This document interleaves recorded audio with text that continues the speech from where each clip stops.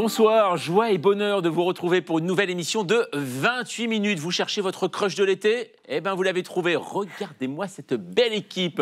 Bonsoir à vous, chers amis. Bonsoir, Jean-Mathieu. Allez, l'actualité, c'est la volte-face de Donald Trump, désormais prêt à aider l'Ukraine. Et oui, les États-Unis prévoient d'envoyer plus d'armes à Kiev et menacent Moscou de fortes sanctions commerciales. Le président américain semble moins conciliant à l'égard de l'hôte du Kremlin. And I'm disappointed in President Putin because I thought we would have had a deal 2 months ago, but it doesn't seem to get there. So based on that, we're going to be doing secondary tariffs if we don't have a deal in 50 days. It's very simple. And they'll be at 100%. Alors, faut-il prendre au sérieux ce revirement américain? La fin du conflit est-elle proche ou la Russie peut-elle encore tenir et accentuer sa guerre contre l'Ukraine? Nous en débattrons. En fin d'émission, nous retrouverons ceux qui font des roulés-boulés sur la belle colline des chroniques, à savoir Théophile Cosset et Marjorie Adelson. Bonsoir à vous. Bonsoir. Alors, c'est quoi le programme ce soir, Théophile? Comment empêcher nos enfants d'aller sur des sites porno? Eh bien, la Commission européenne a peut-être trouvé la solution avec une toute nouvelle application. Et vous allez voir, ça ne concernera pas que les sites X. Cette application, je vous raconte comment ça marche. Et vous, Marjorie? On va partir à Portofino, en Italie. La commune la plus riche du pays a décidé de lutter contre le surtourisme en interdisant la mendicité. Quel rapport? Eh bien, je vous raconte dans un instant. Et oui, on vous retrouve bien sûr en fin d'émission, car avant ça, eh bien, idée plaisir, idée vacances. Et oui, pourquoi cet été ne pas partir à Saint-Étienne? Alors, ce n'est pas forcément, c'est sûr, la destination la plus exotique, mais c'est là-bas que l'on peut rencontrer l'un des groupes français les plus vibrants du moment, Terre Noire, où l'histoire de deux frères qui aiment parler de l'intime à tout le monde, voire plus si affinité. Ils sont nos invités et c'est tout de suite dans 28 minutes.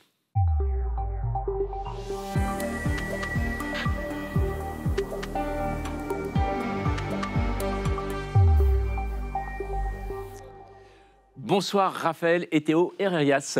Bonsoir. Alors vous êtes les auteurs, compositeurs et interprètes tous les deux du groupe Terre Noire. Vous êtes actuellement en tournée dans toute la France. Ça se prolongera durant l'automne. Votre dernier album, c'est celui-ci. Il est très beau d'ailleurs encore en vinyle. Il s'intitule Protéger et eux. Voilà, écriture inclusive, on va en parler d'ailleurs. Je vous présente l'équipe de 28 minutes. Bonsoir Valérie Brochard. Bonsoir. Et bonsoir Julia Vonest. Bonsoir. Alors forcément, au départ, Raphaël et Théo, la question qu'on peut se poser, c'est qu'en ce moment, vous êtes frères et on parle de deux frères britanniques en ce moment, beaucoup les frères Gallagher, bien sûr, forcément, d'Oasis. Alors, on sait que les tensions entre eux ont un petit peu animé toute leur carrière. Est-ce que vous, c'est le cas? Est-ce que c'est compliqué de travailler tous les deux quand on est frères dans un même groupe? Non, je dirais qu'on est plutôt l'anti-Oasis.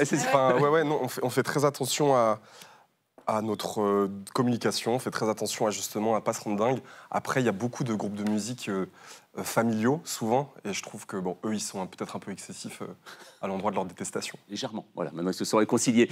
Mais vous savez que vous avez le profil idéal pour être les invités dans 28 minutes, et vous allez comprendre pourquoi, grâce à Olivier Boucreux. Raphaël et Théo Herrerias, alias Terre Noire, vous êtes deux frères musiciens et vous chantez le monde tel qu'il va ou ne va pas. Alors pour remettre du lien là où tout se fracture, vous avez le profil idéal. Né à Saint-Étienne dans le quartier populaire de Terre Noire, vous portez ce nom comme un manifeste. Petit-fils d'immigrés italiens et espagnols, fils de prof d'anglais, vous venez de cette France discrète, celle des lotissements, souvent tenus à distance des récits, ou presque. Le prix Goncourt des lycéens a été attribué à Joël Dicker pour La vérité sur l'affaire Henri Kébert. Raphaël, vous découvrez la guitare à 12 ans, monté à Paris pour la musicologie. Théo, saxophoniste devenu producteur, vous rejoignez votre frère sur scène un jour de 2017. Le duo se forme et ne se défait plus, adoubé par Bernard Lavillier. On a commencé par boire des verres, parce qu'à Saint-Étienne, il faut commencer par là. Par le début.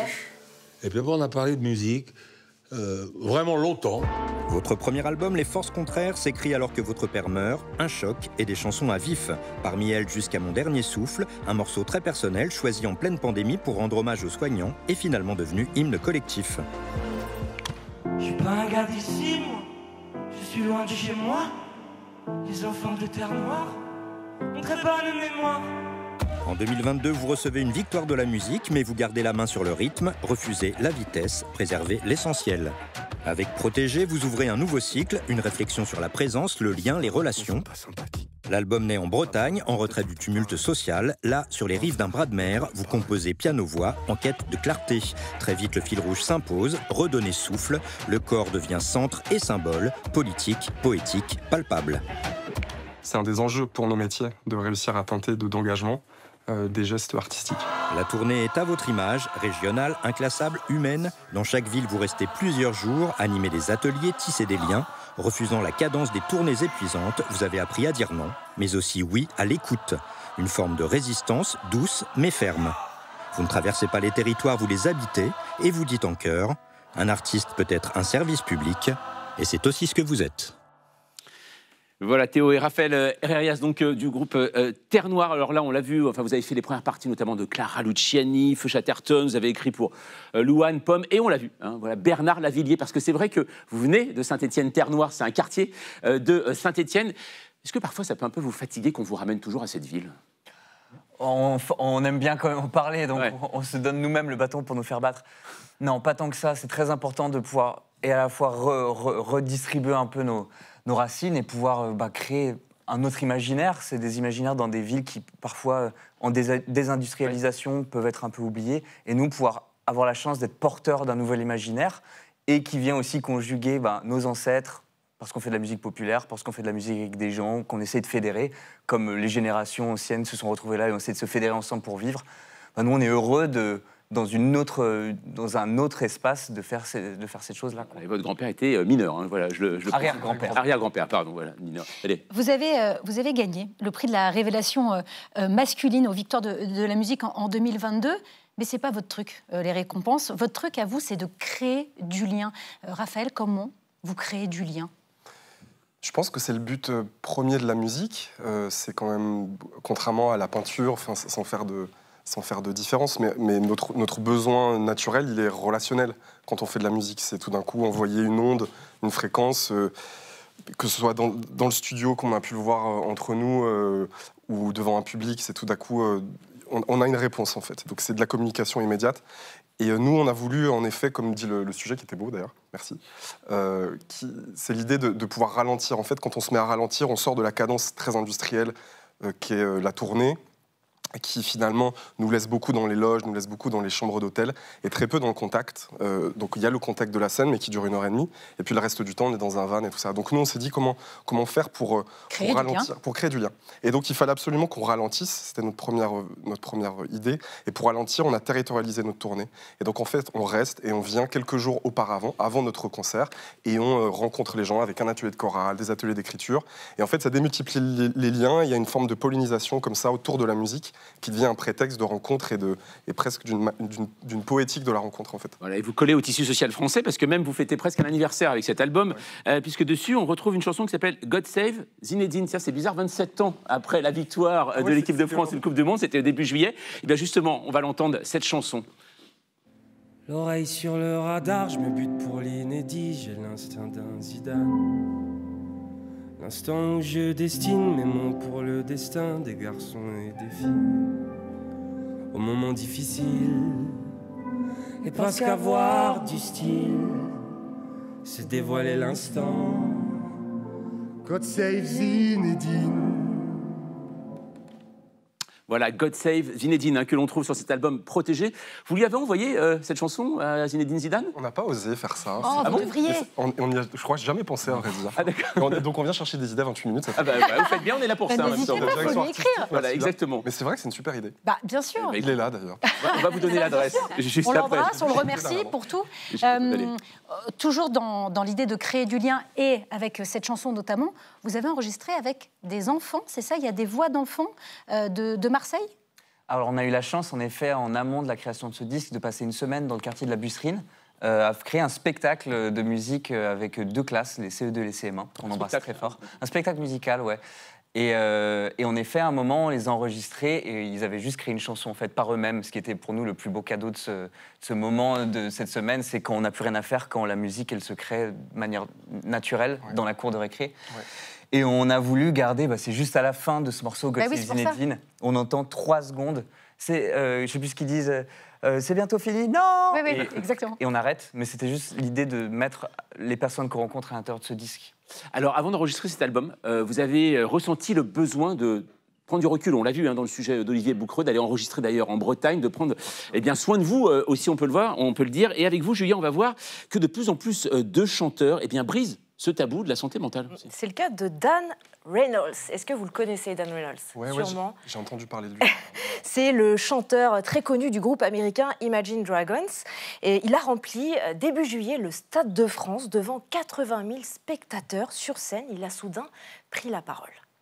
It felt like every day was just fog. My mind was just gray. I could not find happiness anywhere. We just must express. We cannot hold it in. It's poison. Dan Reynolds parle de sa dépression qui a commencé jeune, dit-il. Il veut briser le tabou de la santé mentale. Oui, les artistes peuvent être touchés par le vague à l'âme, d'autant plus comme les tournées, vous l'évoquiez, peuvent être effrénées, intenses. Souvenez-vous, le chanteur belge Stromae, par 2 fois, a dû annuler ses tournées, touché par de graves burn-out. Et puis, le chanteur Vianney a annoncé à seulement 34 ans faire une pause dans sa carrière après 4 albums et puis moult concerts et émissions télé. Voilà, ces prochains mois, j'ai prévu d'être plus seul, plus dans le silence, un peu plus loin aussi. Pour tout vous dire, cet endroit-là, c'est mon bureau de ces prochains mois. Il n'y a plus de studio. J'ai prévu ici de construire une cabane, un refuge, quoi. Un endroit où je puisse mettre un piano, un lit, une table. Alors vous, Théo, Raphaël, vous avez aussi décidé à un moment de faire une pause, de repousser des dates de concert. Pourquoi? Est-ce parce que vous étiez aussi un peu au bord du burn-out, ou c'était juste, vous vouliez souffler un petit peu? Je trouve intéressant de voir ça dans le sens où ça interroge quand même. Moi, j'aime bien remettre toujours l'idée de la santé mentale à l'intérieur d'une structure plus collective, plus sociétale. Je pense que ça dit quelque chose de notre industrie, de nos industries de manière générale. On parle de l'industrie du spectacle, mais les gens qui sont malheureux au travail, en tout cas qui souffrent au travail, il y en a beaucoup. Donc c'est peut-être aussi pour avoir un travail, une pensée un peu plus structurée à cet endroit-là, c'est quels sont nos rythmes de travaux, quels sont nos rapports aux réseaux sociaux, qu'est-ce qui fait qu'on ne peut jamais couper en fait quand on fait un tel métier. Et c'est ça, je pense qu'il faut qu'on puisse réinterroger. Et le fait d'avoir ralenti ces tournées, c'était aussi de se dire comment on ne devient pas esclave de cette machine. Donc cet album, il a pour titre « Protéger, point médian, E ». Et pareil, il y a une chanson aussi qu'on trouve, « Le fou dans la voiture ». Le fou dans la voiture, il tourne à droite dur. Ma question, elle est simple, c'est est-ce que c'est un album politique? Le fait d'utiliser l'écriture inclusive, c'est parlant, c'est signifiant. Le fait d'écrire ce type de chanson aussi, il y a un message politique dans cet album? Oui, évidemment. En fait, quand on trouve le nom de l'album Protégé, on essaie de se dire, mais qui est-ce qu'on protège? Qu'est-ce que nos sociétés protègent et qu'est-ce qu'on visibilise? Ou au contraire, qu'est-ce qu'on veut invisibiliser? Et en fait, quelques mois plus tard, on se rend compte que l'administration Trump fait disparaître certaines idées de diversité, les mots comme climat, les mots comme transgenre, etc. Donc, en fait, bien sûr que le langage est politique, bien sûr qu'il y a des anathèmes numériques actuellement dont l'administration Trump passe son temps à faire avancer ces sujets-là. Et donc, nous, évidemment qu'il y a une dimension politique à l'idée de choisir une écriture inclusive qui est comme une forme de résistance, malheureusement, aujourd'hui, dans un monde pareil, quoi. Eh bien, en tout cas, pour écouter tout ça, il faut donc écouter cet album, donc Protégé, et eux, en tout cas, voilà, et là je l'ai en vinyle, mais bon, on peut aussi l'écouter autrement, ou vous voir en concert, notamment, ça sera demain à Tarnos, ou le 20 juillet au Francophonie, à Spa, en Belgique, et puis surtout, eh bien, cet automne, ça sera à Paris le 22 octobre. Merci beaucoup, en tout cas, Raphaël et Théo Herrerias, d'être passés ce soir par 28 minutes, et n'oubliez pas d'écrire à Zinedine Zidane, vous savez, il vous attend, en tout cas. Allez, passons maintenant à notre débat, on appelle ça une relation toxique, voire même sous emprise. Lundi, Donald Trump a avoué avoir été déçu par Vladimir Poutine avant de rajouter « mais j'en ai pas fini avec lui ». Cette semaine, nous assistons à un vrai retournement américain avec l'annonce de livraison d'armes à Kiev et l'ultimatum commercial à Moscou. Alors pourquoi Donald Trump a-t-il changé d'avis sur le dossier ukrainien? La Russie peut-elle reculer ou au contraire accentuer ses attaques envers l'Ukraine avant la nouvelle livraison d'armes promise par les Occidentaux? Nous en débattons juste après la mise au point d'Amira Swilem.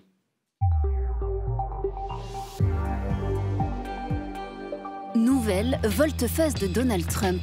Après avoir annoncé réduire l'envoi d'armement vers l'Ukraine et passer un savon à Volodymyr Zelensky dans le bureau ovale il y a 4 mois, Trump opère un revirement à 180 degrés. We will send them Patriots, which they desperately need, because Putin is really surprised a lot of people. He talks nice and then he bombs everybody in the evening. There's a little bit of a problem there, and I don't like it. Menaçant, Donald Trump n'en reste pas moins un businessman avisé. À hauteur de plusieurs milliards de dollars, le matériel en question sera commandé à l'industrie américaine, mais payé par des pays membres de l'OTAN. L'Allemagne, le Danemark, les Pays-Bas ou encore la Suède ont déjà annoncé être prêts à passer à la caisse. Le compte à rebours a commencé. Donald Trump donne 50 jours aux Russes pour mettre fin à la guerre sous peine de sanctions douanières. Pas de quoi faire trembler Moscou pour autant, semble-t-il. Un nombre inédit de sanctions ont déjà été décrétées contre nous. Et pourtant, on s'en sort. Je n'ai aucun doute qu'on continuera à le faire. C'est aussi la conclusion à laquelle arrivent certains politiciens ou économistes indépendants, y compris occidentaux. Des déclarations qui interviennent alors que les attaques de drones et missiles russes font de plus en plus de victimes civiles en Ukraine. 232 le mois dernier, un record depuis le début de la guerre il y a 3 ans, selon l'ONU. Face à cette situation, les mesures de Trump risquent d'arriver tardivement, prévient Kaja Kallas, à la tête de la diplomatie européenne. D'un côté, c'est très positif que le président Trump adopte une position ferme vis-à-vis de la Russie. De l'autre côté, 50 jours, c'est très long si on voit qu'il tue des civils innocents tous les jours. Alors, quel crédit donner à ce retournement de Donald Trump? Comment l'expliquer? L'ultimatum américain a-t-il des chances d'être mis en œuvre?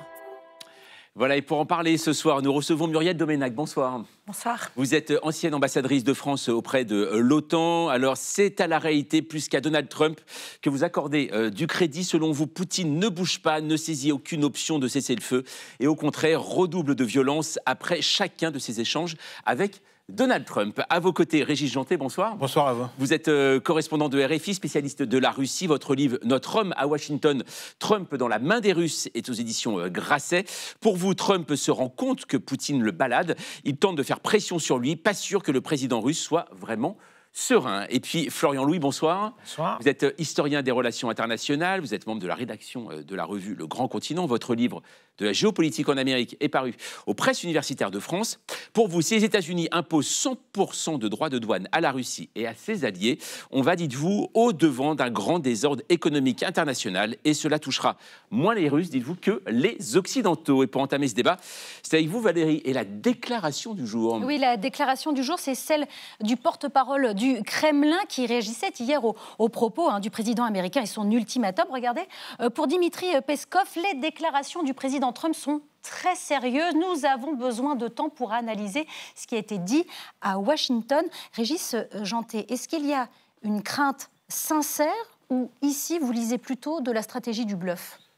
Oui, il y a du bluff, effectivement, pour donner du temps au temps, en quelque sorte. Mais effectivement, il y a de l'inquiétude en Russie. C'est ce qu'on a pu voir sur la séquence de ces 3-4 derniers mois où on a vu M. Trump s'énerver un peu. Et les sources, moi, que j'avais à Moscou, montraient à chaque fois qu'on était inquiet lorsque, par exemple, il y a eu une réunion en Turquie, des délégations de négociateurs, disons. Je sais que très tard dans la nuit, on a discuté au Kremlin pour savoir si on y allait, si on n'y allait pas. Il ne fallait pas heurter M. Trump. Parce que même si Trump a une longue histoire d'être tenu, plus ou moins, disons, par le KGB, par le pouvoir russe, en même temps, on sait qui il est, combien il est imprévisible, combien aussi il est sensible à son opinion et au jeu politique américain. Et donc, il pourrait aussi changer de camp. Alors, des craintes. Et pourtant, Muriel Doménac, l'ancien président et Premier ministre russe Medvedev, parle, lui, d'un ultimatum décoratif. Alors, qui croire? Les deux. En réalité, il y a à la fois un jeu de poker menteur entre deux parrains, Trump et Poutine, et puis de l'autre, la réalité qui est celle d'un président russe dont les objectifs de guerre n'ont pas varié. Alors, Trump, ma lecture, c'est qu'il a deux objectifs.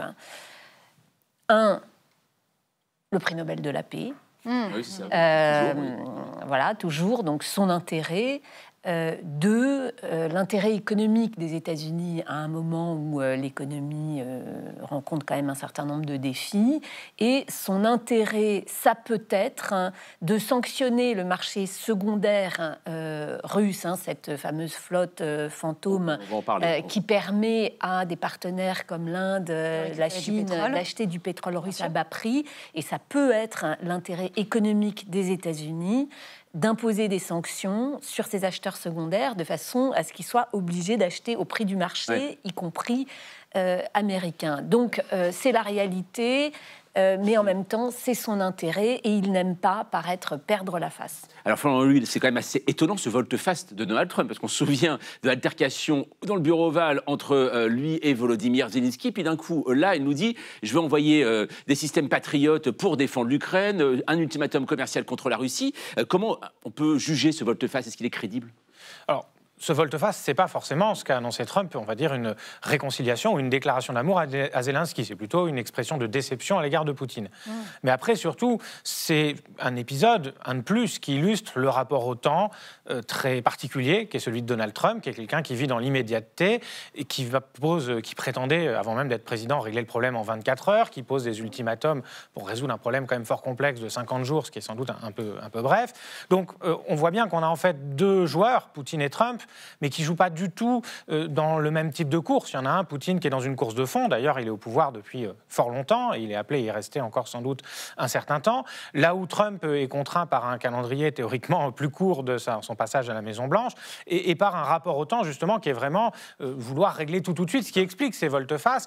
Et en fait, du point de vue de Poutine, je pense que là, ce dont on parle, c'est une brève parenthèse dans une longue guerre. Il ne faut pas oublier que lui, quand il a lancé cette guerre, Poutine, ce qu'il a fait, c'est publier un long texte historique qui refaisait l'histoire de l'Ukraine et de la Russie depuis plusieurs siècles. Donc on voit vraiment qu'ils ne sont pas dans le même rapport au temps et donc du coup ils ne parlent pas vraiment la même langue et il n'est donc pas étonnant qu'ils n'arrivent pas à s'entendre aussi bien qu'ils le voudraient ou que Trump le voudrait. Alors volte-face assez étonnant de la part de Donald Trump, parce qu'on va jeter un œil du côté bien des archives, on va remonter jusqu'en 2022. 3 jours après le début de l'attaque russe sur l'Ukraine, Donald Trump s'exprime lors d'une convention des conservateurs américains et vous allez voir, il expose sa vision toute personnelle, on va dire ça, du maître du Kremlin. Alors que les sirènes retentissaient que l'Ukraine vit au son des canons, cette déclaration de l'ex-président américain Donald Trump qui a fait l'éloge de l'intelligence de Vladimir Poutine tout en dénonçant la bêtise des Occidentaux. C'était lors de la grande convention annuelle des conservateurs à Orlando. Écoutez. Le problème n'est pas que Poutine est intelligent, car bien sûr, il est intelligent. Mais le vrai problème est que nos dirigeants sont stupides. Ils sont bêtes. Voilà, Régis Janté, quand on entend ça, c'était donc en 2022. Ça fait pas longtemps tout de même. Là, c'est assez étonnant. Donald Trump a totalement changé de ton. En fait, je pense que le moment où on se trouve, c'est le moment où il y a une question. Parce que Trump a espéré que Poutine allait au moins être un partenaire, qu'il allait faire quelques concessions, ne serait-ce que symboliques, pour pouvoir arriver à avoir une paix, peut-être pour briguer le prix Nobel de la paix, et en tout cas pour apparaître comme un joueur pacifique sur la scène internationale, peut-être pour mieux instaurer d'ailleurs un régime autoritaire aux États-Unis. Je crois que les deux sont très liés. Mais effectivement, Poutine lui a absolument rien donné, et c'est aussi cette phrase, souvenez-vous, c'est il y a quelques jours, lorsque Trump dit « mais je rentre à la maison un soir, j'ai discuté avec Poutine, et ma femme me dit « mais il a encore bombardé une ville ». Et je crois qu'il y a cette déception qui s'exprime à 3 ou 4 reprises depuis 2 mois. Et en ce moment, je crois que la vraie question, c'est est-ce qu'il est en train de bluffer ou est-ce qu'il est en train de changer? Personnellement, je ne suis pas certain qu'il soit encore en train de changer. En tout cas, qu'il bluffe, qu'il essaie de faire pression, parce qu'il sait très bien quel est le poids des États-Unis. Mais alors du coup, Muriel Doménac, c'est du bluff ou pas les 17 patriotes qui sont censés être envoyés, voire peut-être même déjà en cours d'envoi? Qu'est-ce que vous en pensez? Probablement déjà en cours, et c'est très significatif. Oui. Pourquoi c'est significatif? Parce que militairement, ce que font les Russes, c'est d'attaquer les villes ukrainiennes avec des drones, on parle de plusieurs centaines. Le 8 juillet, c'était 700 drones, c'est-à-dire 3 fois plus que l'année dernière au même moment, pour forcer les Ukrainiens à concentrer leur défense aérienne sur les villes et dégarnir leurs forces. Et les Russes veulent donc faciliter leur offensive. Donc, si les Ukrainiens bénéficient de davantage de défense aérienne, ils seront mieux en mesure de résister à cette offensive. C'est la priorité. Et du point de vue des Européens, si on se demande quel est notre intérêt, c'est évidemment ce qu'il nous faut, que l'Ukraine tienne et que les Américains fassent davantage pression sur les Russes, dont l'économie est mal en point, pour que Poutine arrive à la table des négociations. Donc Donald Trump a vraiment envoyé ses missiles patriotes. Ah ça, je crois que c'est parti, d'autant que le financement par les Européens lui permet une forme de sauvetage de face vis-à-vis de sa mouvance MAGA, bien sûr. très à droite. Et Florian Louis, ce sont les Européens qui payent, c'est l'OTAN. Oui, c'est effectivement, en tout cas c'est comme ça qu'il l'a annoncé, hein. On envoie les armes, mais c'est pas nous qui les payons, comme ça vient d'être dit, c'est un message là pour le coup à destination d'une partie de sa base électorale intérieure, ça montre que le tournant est modeste, et c'est quand même moi ce sur quoi j'insisterai, c'est-à-dire que les menaces, les ultimatums dont on parle là sont quand même finalement assez modestes, hein. Il dit juste, on va permettre aux Ukrainiens de se défendre un peu mieux, mais en tout cas certainement pas d'inverser le rapport de force. Missiles longue portée, hein, voilà, c'est ça pour voilà. l'instant. Et au pire du pire, il est question éventuellement de taxes, enfin de droits de douane. C'est pas non plus ça qui va faire plier Poutine, qui en a connu d'autres, des sanctions économiques. Donc, il y va quand même. On l'a connu plus agressif, on va dire, justement, dans les menaces. à propos de sanctions économiques, on va en parler avec vous. Julia, Donald Trump donc brandit cette nouvelle sanction, hein, ces nouvelles sanctions à l'égard de la Russie, mais l'Union européenne inflige déjà des sanctions contre Moscou. D'ailleurs, quelles sont-elles? Eh bien, il y a déjà des restrictions en matière financière, hein, avec le gel des avoirs des banques ou des oligarques russes. 235 milliards d'actifs sont bloqués actuellement en Europe. Il y a aussi les restrictions en matière commerciale. Depuis le début de la guerre en Ukraine, l'Union européenne a imposé des embargos sur certaines matières premières russes, les diamants par exemple, mais aussi le pétrole, l'or noir russe. L'objectif des Européens a été d'empêcher les Russes de financer la guerre, sauf que la Russie, vous en avez parlé tout à l'heure, a réussi à contourner les sanctions européennes, notamment sur le pétrole. Elle vend désormais 60% de son pétrole à la Chine et à l'Inde via une flotte fantôme, des vieux tankers qui naviguent clandestinement. Ce système a permis à Moscou de faire tourner son économie de guerre et d'afficher un taux de croissance jusqu'à présent presque insolent de plus de 4%. Mais voilà, aujourd'hui, c'est la fin de l'embellie. Il y a une forte inflation en Russie et en plus une baisse générale des cours du pétrole. Résultat, le taux de croissance a soudainement chuté. Il est estimé entre 1 et 2% cette année en Russie. Et pour le ministre de l'économie russe, Maxime Reshetnikov, la Russie est, je cite, au bord de la récession. Alors, Vladimir Poutine, lui, réfute le terme de récession.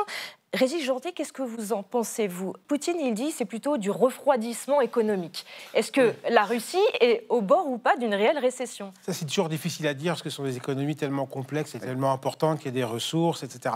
Cela dit, effectivement, on sait que ça va mal, c'est assez difficile. Par exemple, alors qu'il y a toujours une rigueur budgétaire très importante en Russie, une vraie orthodoxie.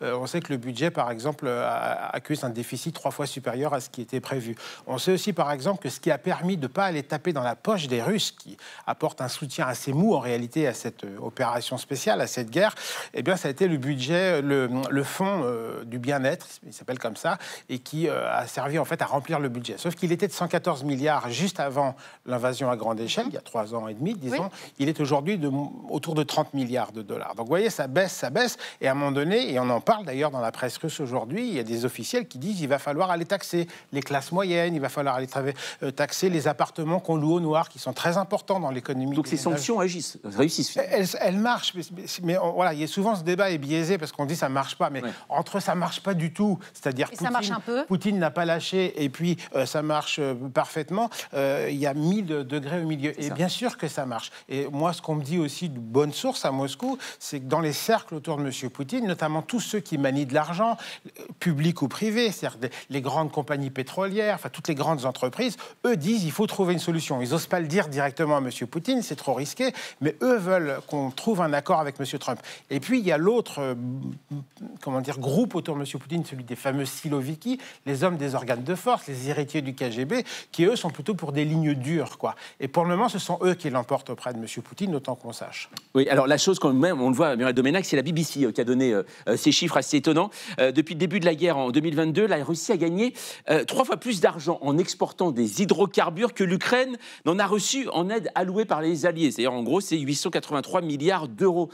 C'est quand même assez étonnant de voir ça. C'est-à-dire qu'en effet, malgré ces sanctions, on voit tout de même une Russie qui semble faire fi aujourd'hui et vivre correctement malgré les sanctions.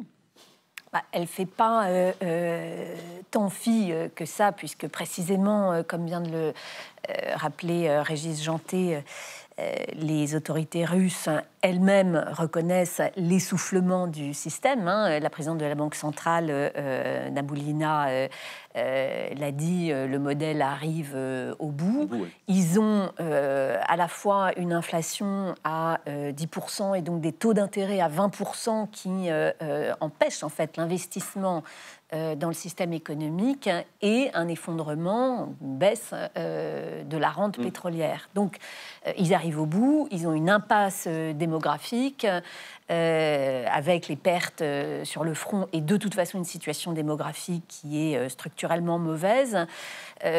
Donc, la Russie souffre énormément. L'Ukraine souffre aussi, mais l'Ukraine tient parce qu'elle défend son territoire et encore une fois, de notre point de vue d'Européens, nous, dont la sécurité se joue en grande partie en Ukraine, notre intérêt, c'est que l'Ukraine tienne et qu'elle soit en position d'une discussion suivant ces termes. Et c'est pour ça qu'on a tellement plaidé pour abonder le soutien militaire à l'Ukraine, y compris en défense aérienne. Florian Louis, il y a le site Axios, vous savez, qui est toujours très bien renseigné au niveau militaire sur le terrain.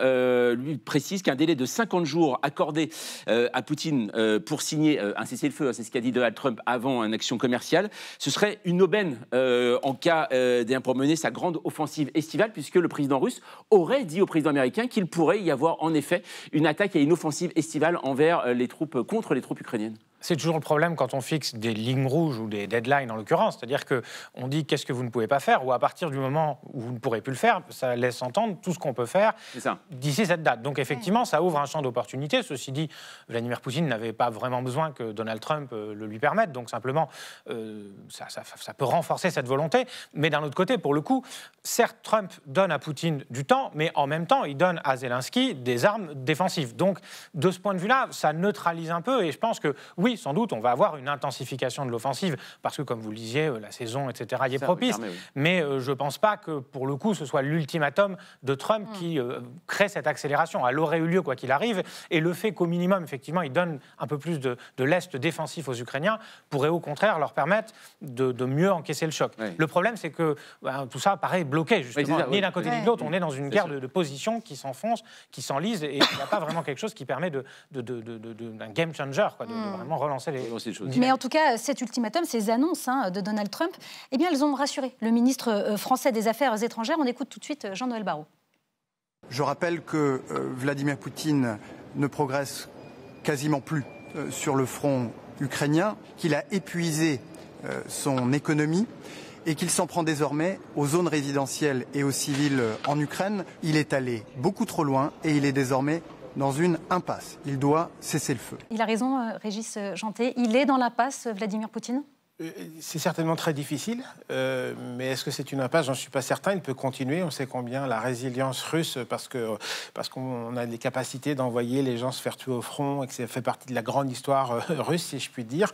Et ça, elle peut continuer. Donc, de même que l'économie peut être essoufflée et en même temps tenir encore des mois et des mois, voire des années, de même, il en est pour l'armée de même. Mais c'est vrai qu'il y a très peu d'avancées sur le front en réalité. On voit bien qu'on en rêve côté russe de pouvoir enfin avoir des victoires significatives qui abaisseraient aussi le moral des Occidentaux dans leur soutien. Et ça ne marche pas. Et je lisais encore ce matin sur des chaînes Telegram, alors on ne sait jamais trop ce que ça veut dire, mais quand même que, par exemple, le chef d'état-major était questionné dans ses capacités parce qu'il y avait trop peu de résultats. Donc c'est Gerasimov qui est quand même quelqu'un absolument central dans toute cette affaire. Muriel Demenac, dans le même temps, on voit que depuis quelques semaines, Moscou n'a jamais autant pilonné les villes ukrainiennes. 232 civils tués en juin, 139 depuis début juillet. Ça a un impact psychologique très important, dévastateur. Qu'est-ce que ça veut dire que, d'une certaine manière, l'Ukraine a déjà perdu cette guerre, malgré ce qui va se passer peut-être dans les prochaines semaines? Non, la tactique russe ne consiste pas à obtenir que la population ukrainienne fasse pression sur ses autorités pour obtenir une paix léonine, c'est-à-dire une capitulation. Je crois que les Russes ont compris, ils se sont beaucoup trompés sur le soutien de la population ukrainienne à la défense du territoire. Maintenant, je crois qu'ils ont compris. Leur objectif n'est pas stratégique, ils ne cherchent pas à peser sur la société ukrainienne, ils cherchent militairement à ce que la défense aérienne ukrainienne découvre les forces aériennes les forces militaires ukrainiennes à l'est du pays en particulier pour progresser dans le Donbass. Donc leur objectif n'est pas de casser le moral des Ukrainiens, c'est vraiment de faciliter leur offensive qui ne progresse pas. Ce qu'a dit le ministre des Affaires étrangères Jean-Noël Barrot est tout à fait juste. Quelqu'un m'a dit, un expert militaire m'a dit ce matin, à ce rythme, il faudrait 85 ans aux Russes pour conquérir l'Ukraine. Donc l'Ukraine n'a pas perdu, l'Ukraine tient, et encore une fois, de notre point de vue, nous ne sommes pas, nous Européens, spectateurs de cette affaire, nous sommes acteurs de cette crise, et c'est notre intérêt que l'Ukraine tienne, c'est notre intérêt que les Américains mettent des sanctions, c'est notre intérêt qu'il y ait davantage de soutien militaire. Et pourtant, Florian Louis, si jamais Poutine répond par l'escalade à ces menaces, à cet ultimatum, eh bien, un journaliste a posé la question directement à Donald Trump qui a répondu « Ne me posez pas cette question ». Comment vous comprenez cette réponse ? Ça, Donald Trump dit tout le temps, je ne vous dirai rien. On se souvient pour le bombardement des sites nucléaires iraniens, etc. Et j'ai envie de dire, pour le coup, il a raison. Oui. Un dirigeant doit laisser planer une ambiguïté, un doute, une surprise, être en mesure de créer des surprises. Pour le coup, c'est très bien de sa part. Je veux dire, je ferai la même chose à sa place. Okay. Mais c'est pas une gêne. Vous sentez pas une gêne ? Il a peut-être une gêne aussi, mais bon, une fois de plus, il tient ce genre de propos tout le temps et c'est normal. Il va pas dévoiler son jeu à l'avance. Comme je le disais, il y a toujours risqué de dire attention, vous pouvez faire au-delà de cette date, je vais me fâcher parce que vous autorisez les autres à faire. Donc c'est bien de maintenir une certaine ambiguïté de ce point de vue-là. Mais de toute façon, je vois pas Poutine, comme vous le dites, aller dans une escalade parce qu'il n'en a pas vraiment les moyens, à part envoyer une arme nucléaire. Mais j'ose espérer qu'il n'irait pas jusque-là. Ouais. Il a déjà mis tout ce qu'il avait dans la balance. La seule chose qu'il a, effectivement, c'est le temps. Mais il va en falloir beaucoup. Beaucoup, en effet. Et justement, nous, on n'en a plus trop de temps. Merci en tout cas à vous trois d'être venus débattre ce soir sur le plateau de 28 minutes. Dans un instant, avec Théophile Cossa et Marjorie Adelson, nous irons à Bruxelles pour comprendre comment ça marche, cette nouvelle application pour vérifier l'âge sur Internet, avant de prendre la direction de Portofino, village le plus riche d'Italie qui vient d'interdire la mendicité, mais apparemment qui autorise bien le cynisme. Mais tout de suite, retrouvons l'homme qui sait tout, surtout, et même sur ce qu'on n'imaginait pas. Ah oui, c'est dire. Il s'appelle Victor de Quiver et s'est promis de nous rendre plus intelligents avant la fin de l'été. Tout de suite, vous dînerez moins bête. Pourquoi les chats sont-ils les stars d'Internet ? La question vous paraît farfelue, et pourtant.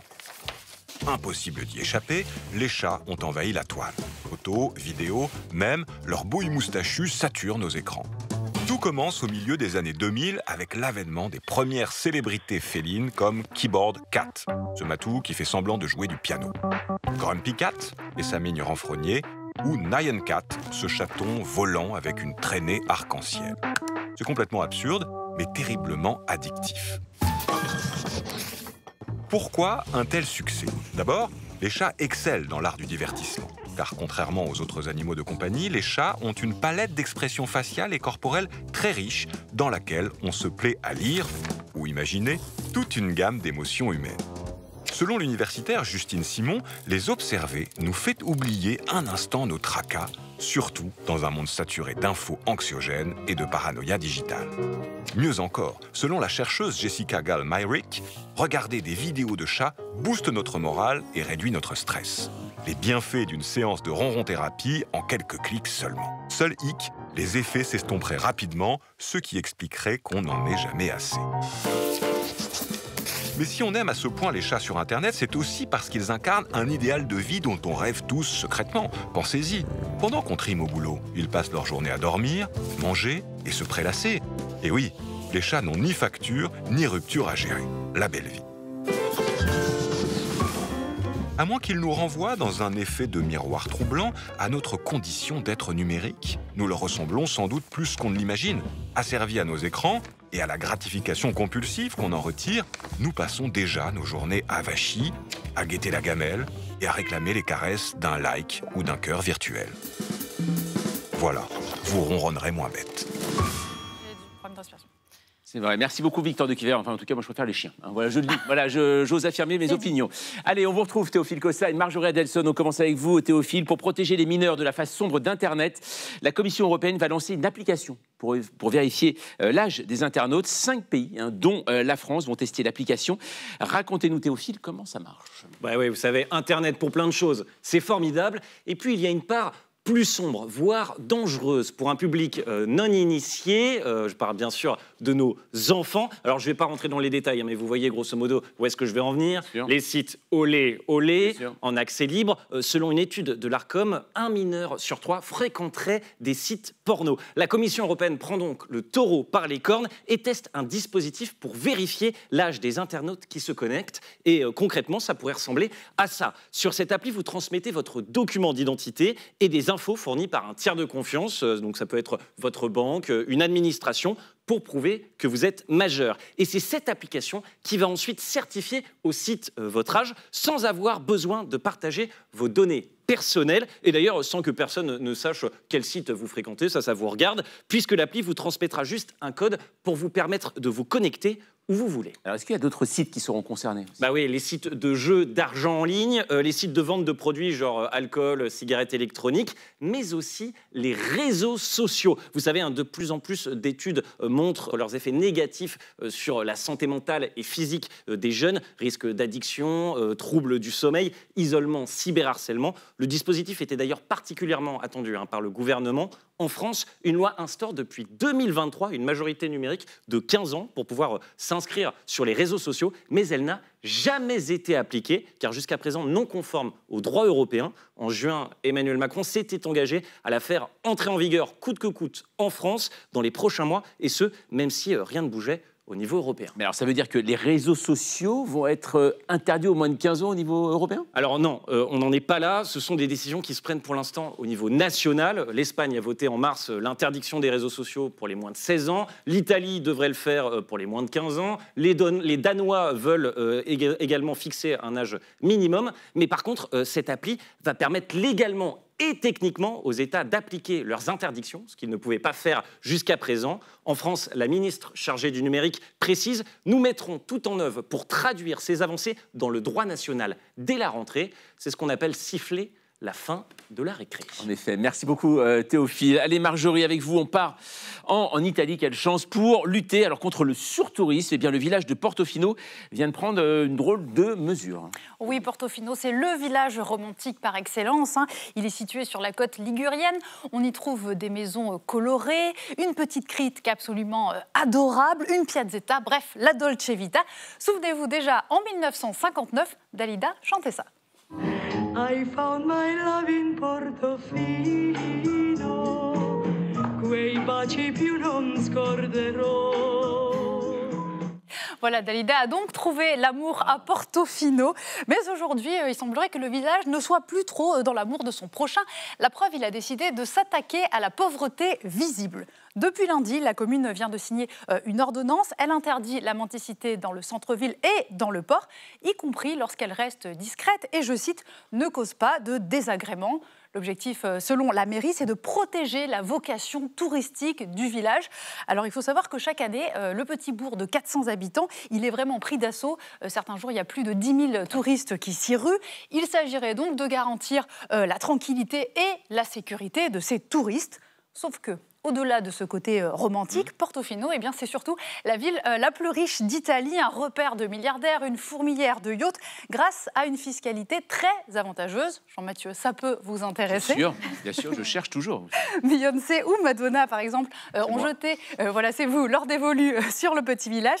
L'interdiction de la mendicité serait donc surtout pour garantir en fait, la tranquillité de ces visiteurs-là. Et puis l'ordonnance de Portofino, en fait, ne s'arrête pas à la mendicité. Non, parmi les autres interdictions, on trouve notamment le fait de ne pas pouvoir s'allonger sur un banc, de ne pas pouvoir s'asseoir dans la rue ou encore interdiction totale de marcher pieds nus. Pas sûr que ça décourage les touristes, sauf peut-être les hippies ou encore les va-nu-pieds, ce qui est un peu l'idée. Voilà, alors en 2023, déjà, la commune avait fait parler d'elle. Oui, dans certaines zones, elle avait carrément interdit aux touristes de s'arrêter dans la rue. Ça pourrait vous coûter carrément 300 €. Alors concrètement, ça veut dire dire quoi? Eh bien qu'il faut marcher en continu pour fluidifier le trafic. C'est l'interdiction de stationner version piétonne. Interdiction aussi donc de s'émerveiller, en tout cas de s'émerveiller en restant statique. Alors évidemment, une question se pose. Pour lutter contre le surtourisme, pourquoi ne pas tout simplement mettre en place des quotas? Barcelone le fait par exemple, c'est le cas pour les visiteurs du fameux parc Güell. C'est ça. Alors, Portofino, quand même, n'a pas l'apanage des mesures, on va dire, surprenantes. Hein. Non, si on reste en Italie, par exemple, Capri a interdit les chaussures bruyantes. Alors, ça inclut notamment, vous voyez, les tongs qui couinent là quand vous marchez. Je comprends complètement. Vous devriez y aller. À Malaga et à Vigo, en Espagne, la mairie interdit, elle, d'uriner dans la mer. Alors, comment est-ce qu'elle peut s'en rendre compte? Ça, on ne sait pas. A priori, il n'y a pas encore de brigade anti-pipi qui a été mise en place. Prudence toutefois, votre petit liquide pourrait vous en faire sortir beaucoup. L'amende peut coûter jusqu'à 750 €. C'est noté, Marjorie. Merci pour cette prudence. Merci à vous, chers amis. À suivre sur Arte, l'excellent film Problemos, où comment des néo-hippies confrontés à une pandémie deviennent d'un coup beaucoup moins tolérants et ouverts aux autres. Une comédie bien acide, signée Éric Gidor, et ça ne se rate pas. Nous, on se retrouve bien sûr demain à 20h05 pour un nouveau 28 minutes. Tchuss.